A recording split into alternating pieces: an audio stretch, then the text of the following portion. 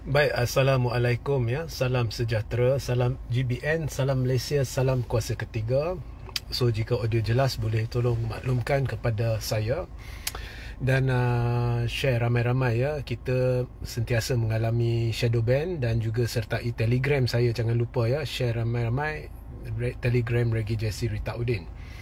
So sementara menunggu komen ya, sama ada audio jelas atau tidak, saya diminta ulas. Ada orang kongsi kepada saya satu video komen seorang laskar belah-belah Barisan Nasional. Dan kemudian saya tunjukkan kepada orang lah, dan mereka minta okey, apa penjelasan saya. Okey, now menurut apa yang diberitahu oleh laskar ni,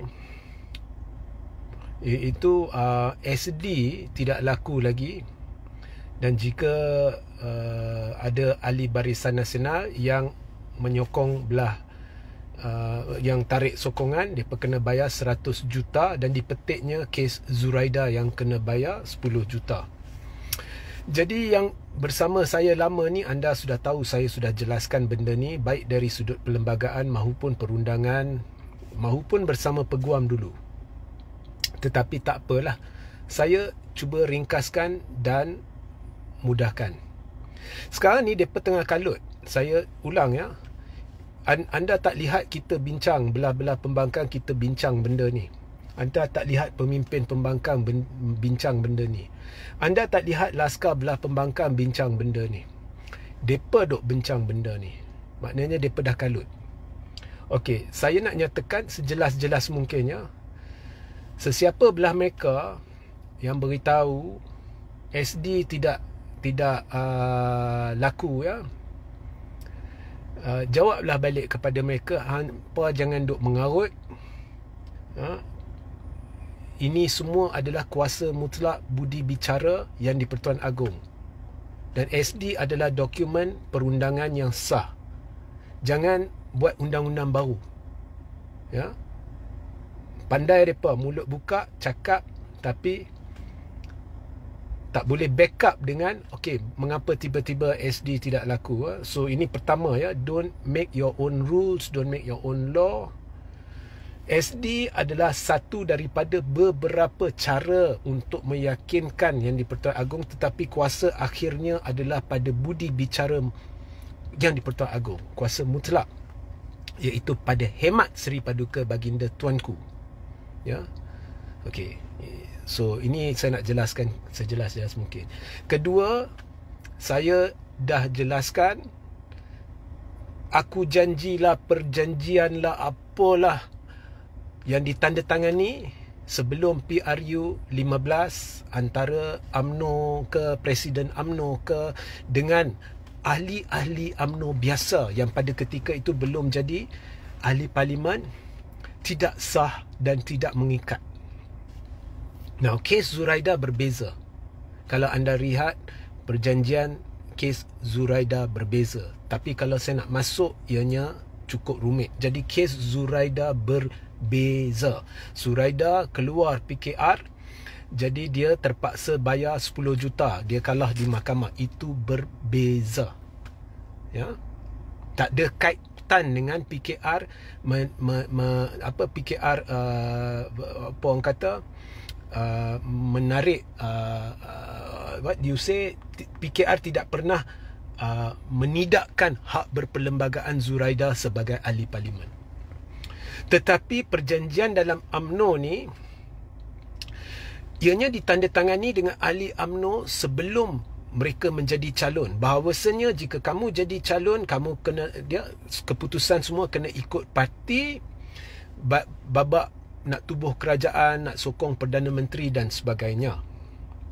So bermakna Zahid telah meletakkan, atau UMNO menerusi Zahid telah meletakkan satu syarat, di mana syarat itu telah mencabul, mengekang, menidakkan hak berperlembagaan seorang ahli parlimen. Itu tidak boleh dilakukan oleh parti maupun presiden parti. Dia tidak boleh letak benda tu sebagai syarat. Ya, maknanya dia mengatasi perlembagaan. Okey. So kalau kamu nak jadi ahli parlimen, kamu nak jadi calon, kamu tidak boleh buat benda yang termaktub dalam perlembagaan. Jadi dia meletakkan syarat, bila awak dah jadi ahli parlimen, awak tidak boleh melakukan itu. Itu dah salah, perjanjian tu tidak sah. Alright, of course boleh cabar di mahkamah lah, tapi ini clear cut case lah. Ianya totally berbeza dengan kes Zuraida. So itu kedua. Ya. So ada banyak lagi sebab yang saya tak perlu ceritakan. Ya. Satu lagi lah saya berilah, tak apa. Akta Anti Lompat Parti tidak boleh juga, ya, menidakkan hak berperlembagaan ahli parlimen untuk ubah status sokongan terhadap Perdana Menteri pada bila-bila masa. Ya, sekalipun parti telah meminda perlembagaan parti untuk diselaraskan dengan Akta Anti Lompat, Akta Anti Lompat tidak boleh menidakkan hak berperlembagaan ahli parlimen dalam hal-hal berkaitan dengan, ya, sokong atau tidak Perdana Menteri yang sememangnya buta parti dalam perlembagaan. Ini kerana perkara-perkara yang berkait dengan sokong atau tidak Perdana Menteri dalam Perlembagaan Persekutuan tidak dipinda untuk dikaitkan dengan Akta Anti Lompat Parti. Okey, jangan bagi dia orang perbodohkan kamu. Dan saya tak faham Laskar UMNO ni, kalau dia nak perbodohkan orang, actually the target bukannya orang biasa. Target kau adalah MP-MP. MP-MP lebih tahu. Okey. So tak guna awak perbodohkan orang biasa. Alright.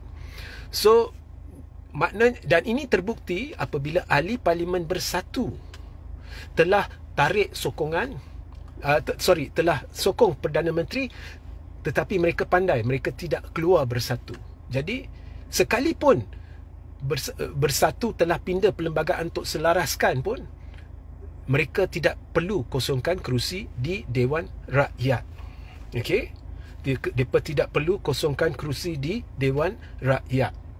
So jika ahli parlimen bersatu boleh buat, maknanya ahli parlimen GPS ke, Barisan Nasional ke, Sabah ke, boleh buat walaupun tidak dapat restu parti. Okey, sebab demokrasi dan undang-undang perlembagaan ni semua, dia bukan hanya memihak kepada satu belah, dia untuk semua. Nombor 4 dia, sekalipun speaker cuba, ya, katakan berlaku jahat, berlaku tidak adil dan menegaskan perlunya mereka kosongkan kerusi Dewan Rakyat. Of course mereka boleh bantah dan buat rujukan di mahkamah, akhirnya mereka akan menang. Tetapi contohnya ada orang tanya saya, macam mana kalau speaker buat jahat, dia suruh mereka kosongkan kerusi? Tak jadi masalah. Sebab sebaik sahaja MP-MP tarik sokongan sebagai contoh kepada Perdana Menteri, ini untuk tujuan perbincangan, ya. Ini tak ada kaitan dengan benda tu akan berlaku ke tidak. Ini hanya untuk menjawab soalan. Sebaik mereka tarik sokongan, sama ada mereka perlu kosongkan kerusi ke tidak, itu soal kedua. Sebaik terbukti Anwar tidak ada majoriti, Anwar perlu lakukan salah satu daripada dua perkara. Sama ada letak jawatan atau mengusulkan kepada Yang di-Pertuan Agong untuk bubar parlimen. Dan sekiranya Yang di-Pertuan Agong memutuskan untuk tidak membubarkan parlimen, maka Anwar perlu letak jawatan. Ya, so sama ada mereka perlu kosongkan kerusi, akan berlaku PRK ke tidak, itu belakang kira, cerita lain. Okay. So anyway, perjanjian itu tidak sah. Dan mereka ada masa yang lama untuk merujuk perkara ni. Sebab itu they took their own sweet time. Sebab nak rujuk betul-betul. Ya, nak rujuk betul-betul. Perjanjian mahupun Akta Anti Lompat Parti tidak boleh mengatasi hak berperlembagaan ahli parlimen secara individu dan sukarela pada bila-bila masa menentukan status sokongan mereka terhadap Perdana Menteri. So jika MP-MP menggunakan hak berperlembagaan mereka, mereka tidak perlu bayar 100 juta. Kerana jika mereka melaksanakan hak berperlembagaan mereka, kemudian UMNO cuba mengambil tindakan, Dan ia sampai ke mahkamah, kononnya mereka perlu bayar 100 juta kerana melaksanakan hak berperlembagaan mereka, maka ianya akan semestinya memihak kepada MP, kerana tidak mungkin seseorang boleh masuk perjanjian sebegitu rupa ianya diletakkan satu syarat bahawa jika anda jadi ahli parlimen, anda tidak boleh melaksanakan hak berperlembagaan anda. Ya, so itu satu daripada banyak sebab mengapa perjanjian itu tidak sah. Okey. Kes Zuraida Kamarudin berbeza. Kes Zuraida Kamarudin tak ada pun parti menetapkan satu syarat yang menidakkan hak berperlembagaan dia. Ianya adalah dalaman parti, iaitu awak tidak boleh keluar parti. Tidak boleh khianat. Zuraida keluar parti. Okey, dia lain. Ahli-ahli Barisan Nasional yang isytihar, contohnya katakan mereka isytihar tidak sokong Perdana Menteri, mereka boleh buat seperti ahli Persatu, tidak perlu kosongkan kerusi. Tidak perlu isytihar keluar barisan. Sekalipun mereka, keahlian mereka dalam barisan ke UMNO terlucut secara automatik atas tindakan mereka, mereka tidak perlu kosongkan kerusi Dewan Rakyat kerana mereka melaksanakan hak berperlembagaan mereka. Mereka cuma perlu jaga satu benda, mereka perlu ikut telunjuk ahli-ahli Parlimen Bersatu, iaitu jangan isytihar keluar Barisan Nasional. Anda mengaku anda masih bersama Barisan Nasional, sebagai contohlah. Okey. So jangan tertipulah, jangan asyik dengar orang bodoh bercakap, kemudian anda terbeli dengan cakap bodoh, kemudian anda tanya saya lah. Jangan. Okey, kita tunggu dan lihat. Sebab sekarang ni anda lihat belah pembangkang semua senyap. Saya dah ulang. Anda dengar tak Laskar ke Saitro ke penganalisa ke cerita bab benda ni lagi? Tak ada dah. Mereka dah cerita habis semua. Macam saya berdasarkan pertanyaan. Bila orang tanya, saya jawab lah macam hari ni. Kalau dengan sendirinya, saya takkan cerita. Ya. So anda tak dengar pemimpin-pemimpin Laskar Cyber semua duk cerita benda ni. Tetapi di belah depa yang duk cerita, asyik duk cerita babak perjanjian UMNO. Kalau benda tu, kalau tak ada apa-apa yang bakal berlaku, buat apa cemas? Depa nampaknya amat cemas. Perdana Menteri keluar banyak kenyataan, Presiden UMNO keluar, Ahmad Maslan keluar, Puan Zarkashi keluar, Saitro depa keluar, isu perjanjian, isu ini, isu ini.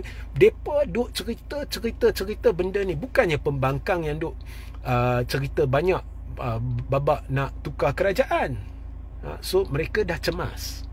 Mereka sedang menonjolkan diri mereka sebagai cemas. So itu sahajalah. Sehingga kita berjumpa di lain masa. Assalamualaikum, salam sejahtera, salam GBN, salam Malaysia dan salam kuasa ketiga.